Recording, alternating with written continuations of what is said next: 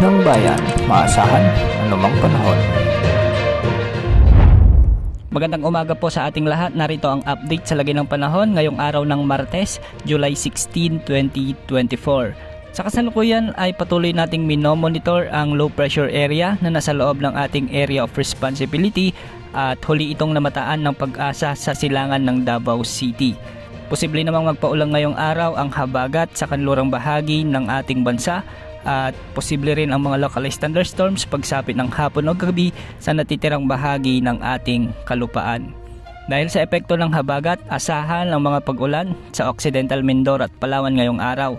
Magiging bahagyang maulap naman ang kalangitan na may mga kalat-kalat na pag-ulan sa bahagi ng Metro Manila, Bataan, Cavite, Laguna, Batangas at sa natitirang bahagi ng Mimaropa kasama na ang Western Visayas. Posible ang mga pag-ulan sa Ilocos Provinces, Laguna, Quezon Province at sa ilang bahagi ng Cordillera Administrative Region at sa eastern parts ng Luzon at Visayas. Samantala, dahil naman sa trough o extension ng low pressure area, apektado ng mga pag-ulan ngayon ang ilang bahagi ng eastern Visayas, Caraga kasama na ang Davao Region.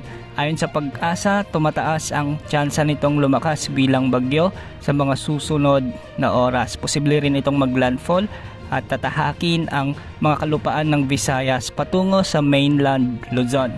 Pinaalalahanan po natin ang lahat na maging alerto sa banta ng pagbaha at paggo ng lupa sa potensyal na pagdaan ng bagyong si Butchoy.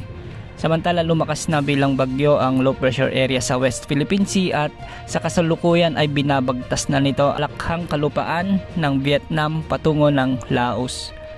Wala namang direktang impact ito sa ating bansa maliban na lamang sa pagpapalakas nito ng bahagya sa ating hanging habagat.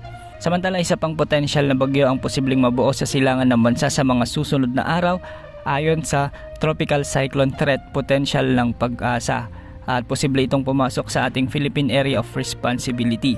Ayon sa Pag-asa, nasa low to moderate ang tsansa nito na lumakas at titignan natin ang mga susunod na update ukol dito. Sa ngayon, wala namang nakataas na gale warning at malaya ang mga mangingisda at may maliliit na sasakyang pandagat na pumalaot.